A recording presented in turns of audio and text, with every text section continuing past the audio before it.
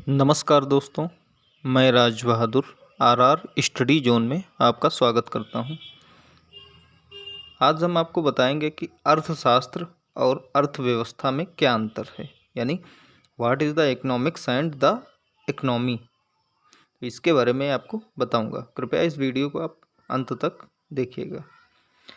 अर्थव्यवस्था और अर्थशास्त्र के बीच संबंध सामान्य रूप में सिद्धांत और अभ्यास के रूप में देखा जा सकता है।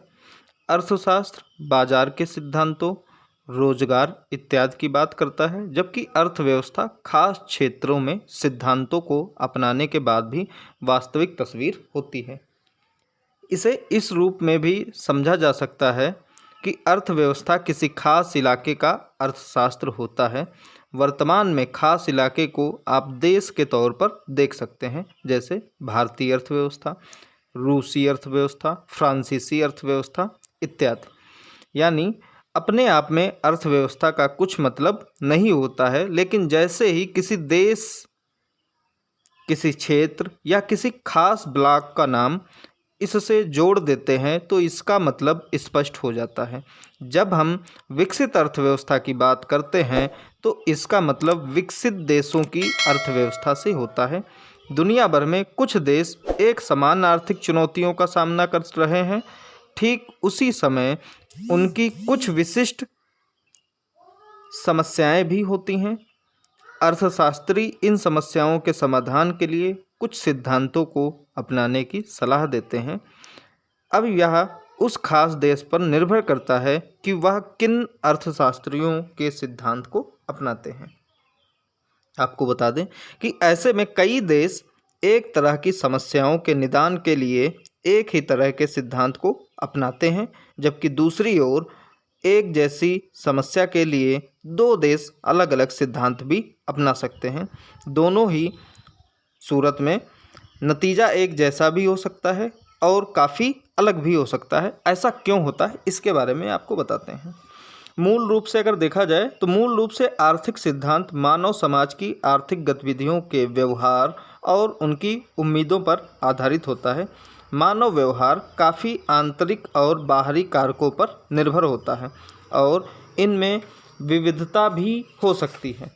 प्राकृतिक संसाधनों की गुणवत्ता का स्तर, सामाजिक, राजनीतिक परिस्थिति या ऐतिहासिक पृष्ठभूमि या मानव संसाधनों की मानसिकता, इन सब का असर व्यक्तिगत और सामूहिक तौर पर होता है। ऐसे में अर्थशास्त्रियों के लिए किसी आर्थिक नीति के अवसर के बारे में अनुमान लगाना काफ़ी मुश्किल काम होता है।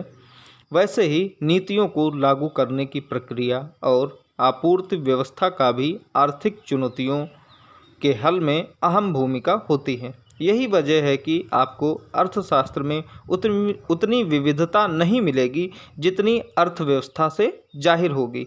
ये कहना अतिरेक नहीं है कि दुनिया की दो अर्थव्यवस्थाएं कभी एक समान नहीं हो सकती हैं। हालांकि उन्हें विस्तृत दायरे में विकसित या विकासशील या फिर कृषि आधारित या फिर उद्योग आधारित अर्थव्यवस्थाएं कहलाती हैं। वैसे ही विविधताएं अर्थशास्त्र को दिलचस्प विषय बनाती हैं। अर्थव्यवस्थाओं की विविधता के चलते अर्थशास्त्री सिद्धांतों और विचारों में भी सुधार करते रहते हैं। ये कहना ज़्यादा सही होगा कि अर्थशास्त्र भी वास्तविक चलन से विकसित होता रहता है। व्यवहारिक चलन में नए आयाम जुड़ते हैं और अर्थशास्त्र के सिद्धांतों में भी नयापन जुड़ता है। तो आज का टॉपिक यही तक। मिलते हैं अगले वीडियो में। अगर ये सेशन आपको अच्छा लगे तो इसे लाइक और शेयर ज़रूर कर दीजिएगा, और अगर हमारे चैनल पर नए हैं तो कृपया चैनल को सब्सक्राइब भी कर दीजिएगा। Thank you.